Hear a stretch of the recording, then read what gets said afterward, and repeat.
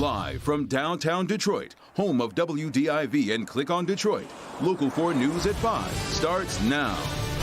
A beloved Wayne County Sheriff's deputy attacked and killed inside the Wayne County Jail now at 5 o'clock. How his daughter is remembering, and the defenders asking why was he making his rounds alone. Michigan State Police are investigating yet another freeway shooting, this time in Taylor. Coming up, here from the victim who survived. Okay, Grant, but we begin with major breaking news from Lansing. After hinting at it for weeks, Governor Whitmer says gyms in Michigan will be allowed to reopen. That order released late this afternoon says gyms can reopen next Wednesday, and it also allows high school sports to resume. It comes 24 hours after a news conference where the governor hinted at the decision but would not commit. Let's get right to Mara McDonald. She's live with the key points in this order. Mara. Hi, Kimberly. Two things for everybody to know going forward. Number one, if you want to go back to the gym, you're going to have to wear a mask throughout the entirety of your workout. And number two, yes, fall high school sports are back, but Friday Night Lights, they're going to look different. This is a huge sigh of relief today, yes. That's Brian Reef from Planet Fitness, who is also one of the driving forces behind the Michigan Fitness Association on what gyms reopening means to them. There was a ton of thought that went into that reopening playbook in terms of covering cleaning and sanitizing of the club. Planet Fitness already has the safety protocols in place the state is demanding, like cleaning and distanced equipment. You'll have to wear a mask throughout the duration of your workout if you go. Now, as far as high school sports like football and soccer go, it's going to be up to individual districts and teams about whether to play this fall.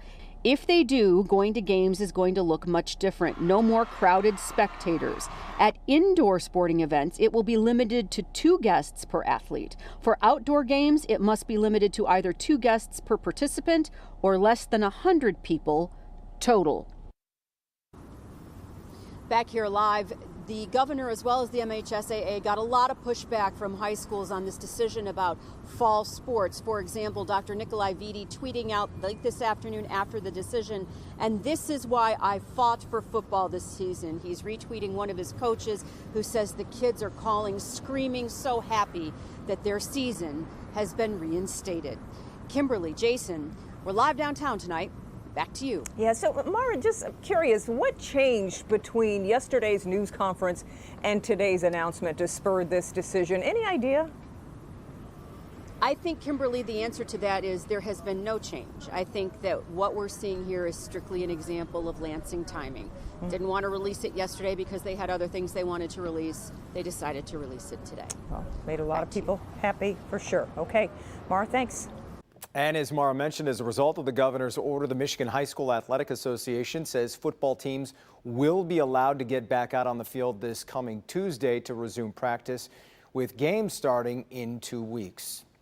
Our other top story tonight, heartbreak for the Wayne County Sheriff's Department after a beloved corporal was killed by an inmate inside the county jail. Corporal Bryant Searcy was an 18-year veteran of the force and a devoted father.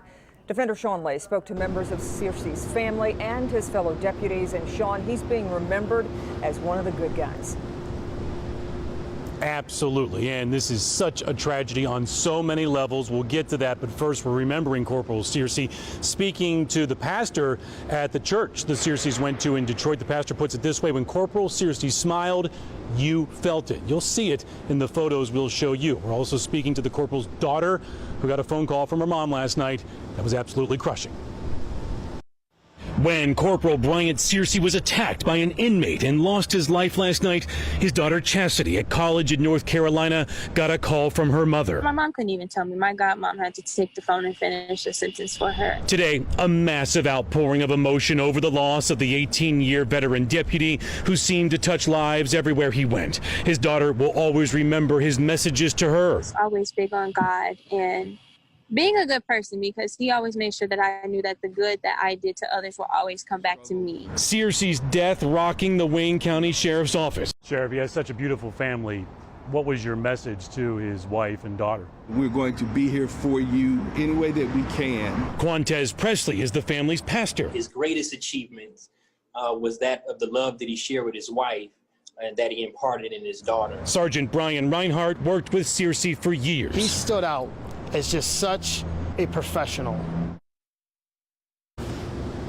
Back here live, the question is, how did this happen? We're digging into that at 6 o'clock. Stay tuned, because we are learning that this inmate somehow blocked the lock on his cell door. Investigators looking into how he was able to do that so the door would not lock. We're also looking into the fact that sources are telling us that Corporal Searcy was making his rounds alone.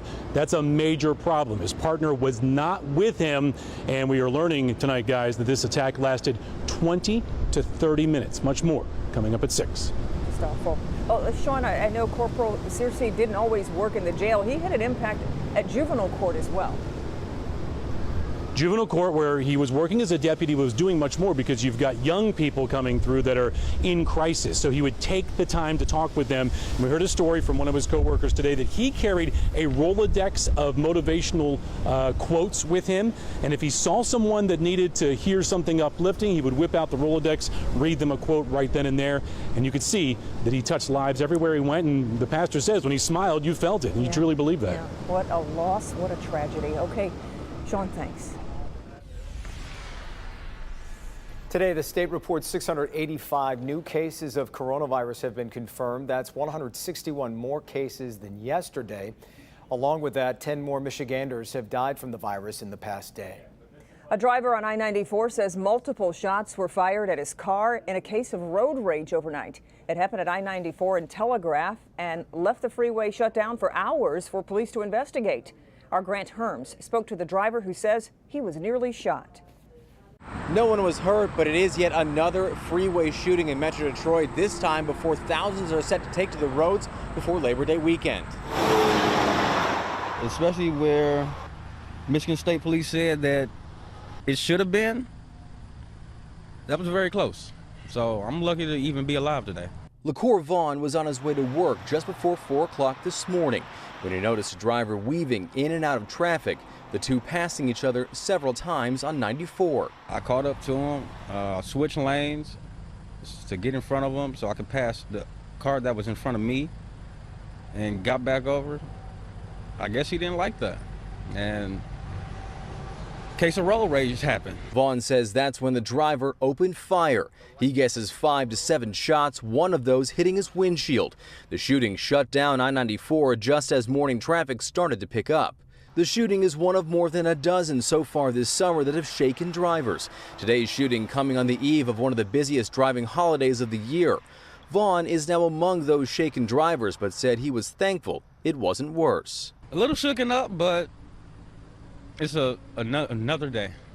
It could have been worse. Michigan State Police believe the shooter is in a white Pontiac and say the shooting is still under investigation. In Taylor, Grant Herms, Local 4. Okay, Grant. Today, representatives from multiple Detroit organizations called for Chief Craig to resign, and that's not all. They are also calling for the Detroit Police Department to be defunded. Let's bring in Rod Maloney here, who's live tonight with their message and the response from the DPD tonight, Rod. Well, you know, Jason, they want a lot more than just Chief Craig to pack up his stuff and leave the police headquarters here. Here's a sheet. 40 different groups now are saying that they are in league to try and get the department to change its ways in many different ways. We don't need policing. We do not need the police to make our community better. Police are inherently violent. We do not need the police to be in our community terrorizing us every single day. Groups like the Greenlight Black Futures Coalition and community movement builders angry about Detroit police breaking up this downtown protest August 23rd with tear gas and 42 arrests. They also believe the police shooting of Hakeem Littleton was unnecessary force, even though video showed Littleton fired first at police. Nedra Daher of the Democratic Socialists of America wants an alternative. We need someone who cares more and isn't willing to, knows when to back down and support the needs of the people. Well-known activist Tristan Taylor joined in. Chief Craig has on every occasion failed, absolutely failed, to rein in his police officers and bring transparency and accountability to the department. Chief Craig put out this statement, quote, "I'm excited that they want me to resign because it further illustrates the disconnect that they have with the people in the city of Detroit. I love Detroiters, and I love Detroit police officers and our community, and feel police officers do not feel the way they do," end quote. His boss, Mike Duggan, told Local 4, Chief Craig has the kind of job approval ratings politicians only wish for. I think he's doing an outstanding job. And we haven't seen any looting, any fires, unlike pretty much every other major city in America. Now, one of the things that the group talked about was they want to see money funneled from the police department into social programs where they say it would be better used. They also say they want to see federal law enforcement out of the city. Federal law enforcement that Chief Craig, they say, was very supportive of. Reporting live downtown, Rod Maloney, Local 4. All right, Rod. President Trump drawing sharp criticism today after suggesting that voters cast ballots in person and by mail to test the system, which is illegal. The president today on Twitter telling voters, quote, "Go to your polling place to see whether or not your mail-in vote has been tabulated, and if not, vote." Twitter slapping that with a warning label for violating its rules on election integrity. It comes as Facebook announces it will ban new political ads in the week before Election Day. Analysts warn there are plenty of loopholes, though, that allow older ads and personal posts to spread misinformation. There's going to be this lingering concern that Facebook isn't going to police this as aggressively as it should. North Carolina will be the first state to start voting in the November election, with hundreds of thousands of absentee ballots going in the mail tomorrow. Ahead at 6, local clerks are weighing in on what the president said about voting and the safeguards put in place to prevent fraud like that from happening. There's much more to come here on a Thursday. Let's check in with Hank. Colon cancer. It's affecting more and more young people, like Detroit radio personality Jamie Samuelson and actor Chadwick Boseman. It's exactly why I'm getting a colonoscopy and showing you exactly what's involved in this process. And I'll also reveal the surprise doctors made during my procedure. Help me, Hank, tonight.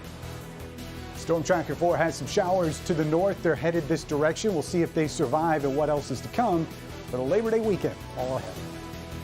This year, it's been pretty difficult to be a Big Ten football player. A little frustrating, emotional roller coaster because you don't really know what to believe. What the Wolverines think about this crazy season and the thought of possibly playing next on Local 4.